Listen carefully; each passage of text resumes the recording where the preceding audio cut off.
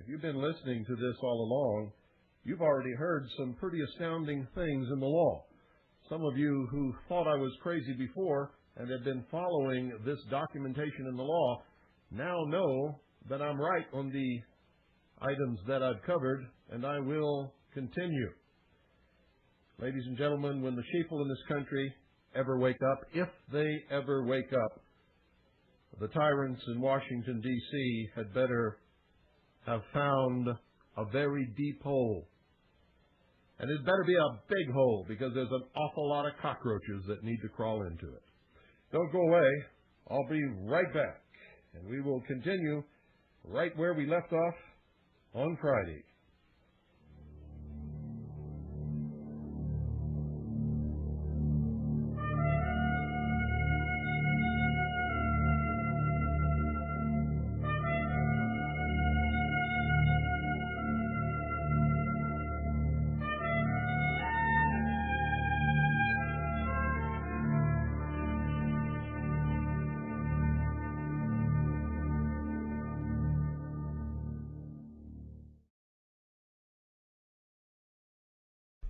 Fear is one of the most powerful human emotions. While highly useful in situations where threat of immediate harm exists, it is the most debilitating and dangerous of emotions when present unnecessarily.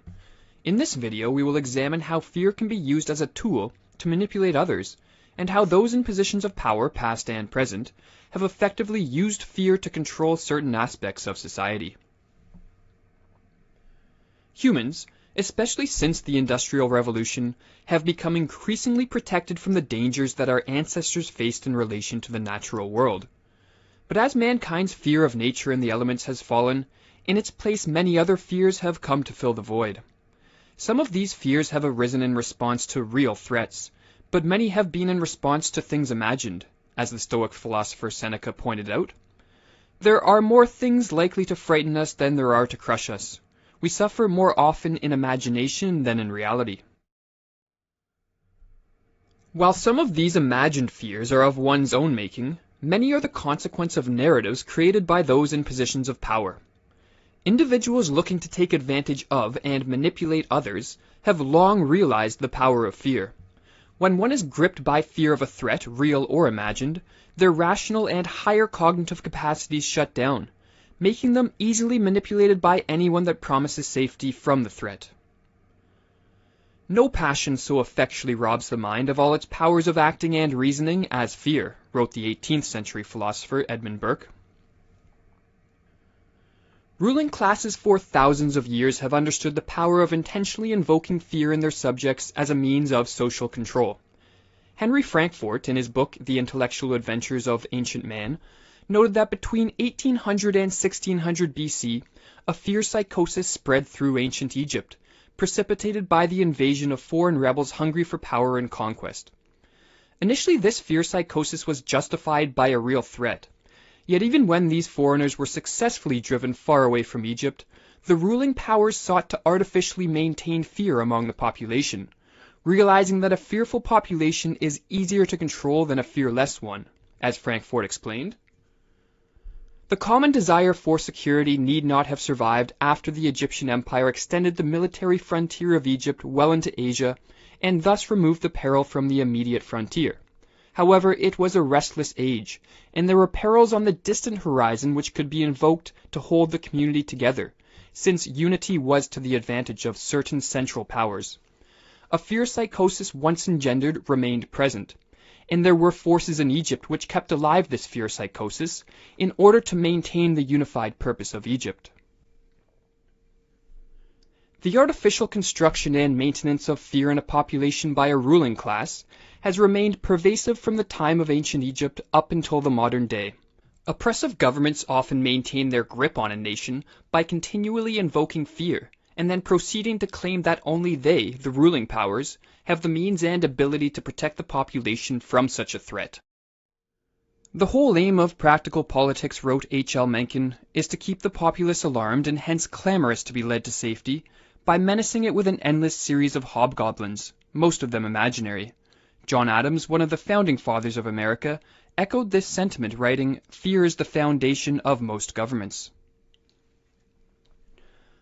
While there are numerous tactics and strategies that have developed over the centuries to effectively exploit the public through fear, two of the more powerful and efficient are the use of false flags and the implementation of propaganda via repetition. A false flag can be defined as a covert operation, designed to deceive in such a way that the operations appear as though they are being carried out by entities, groups, or nations other than those who actually planned and executed them. In his book Feardom, Connor Boyack provides a nice explanation on the effectiveness of false flag attacks for those looking to institute social control. Physical attacks lead to a corresponding increase of trust in political leaders and submission to them. This effect is likely the same whether the attack be a surprise, known to political leaders yet allowed to happen, or directly orchestrated by these same leaders who stand to benefit from the increased trust and submission. False flag operations are used because people generally do not have access to the details, so they are prone to rely upon what they're told and thus are easily deceived. People will, for the most part, believe what they are told in times of crisis, and so government officials, whether their motives are good or evil, capitalize on or completely fabricate the crises. Repetition is also a well-known and prevalent propaganda technique used to solidify falsehoods and perpetuate fear in the public consciousness.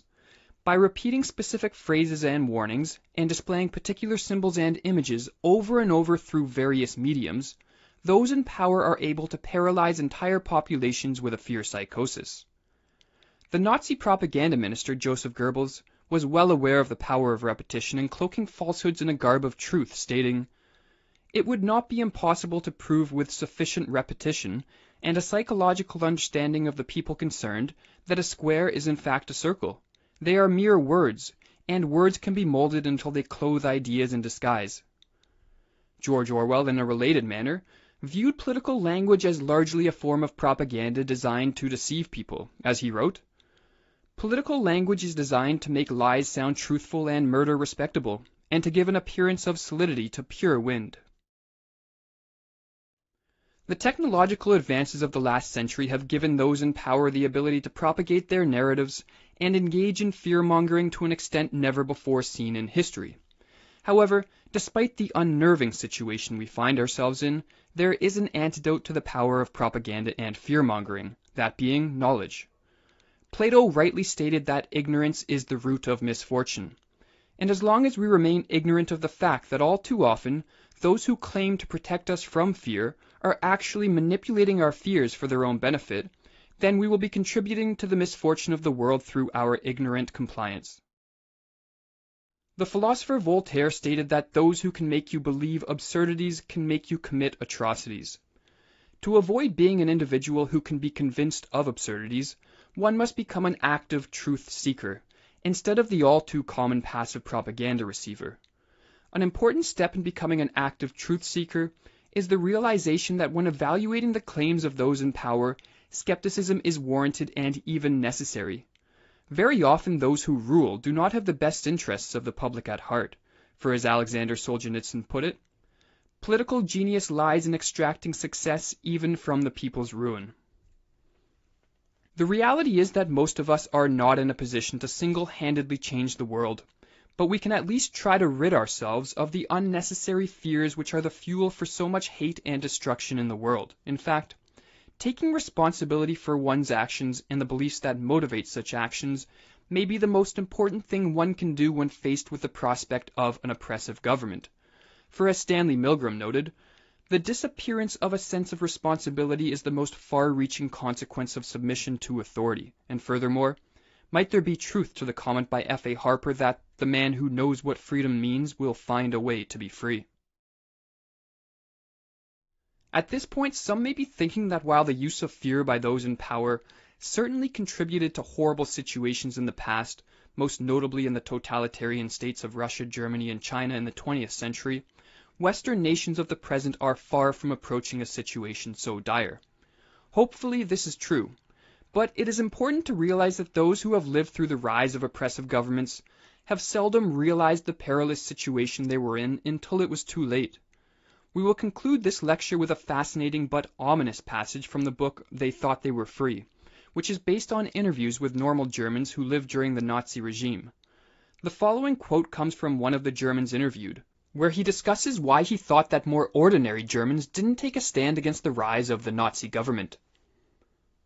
One doesn't see exactly where or how to move. Believe me, this is true. Each act, each occasion is worse than the last, but only a little worse. You wait for one great shocking occasion, thinking that others, when such a shock comes, will join with you in resisting somehow. But the one great shocking occasion when tens or hundreds or thousands will join with you never comes. That's the difficulty. If the last and worst act of the whole regime had come immediately after the first and smallest, thousands, yes, millions, would have been sufficiently shocked. But of course this isn't the way it happens. In between comes all the hundreds of little steps, some of them imperceptible, each of them preparing you not to be shocked by the next. And one day too late your principles, if you were ever sensible of them, all rush in upon you. The burden of self-deception has grown too heavy, and some minor incident collapses it all at once, and you see that everything has changed. Now you live in a world of hate and fear, and the people who hate and fear do not even know it themselves. When everyone is transformed, no one is transformed.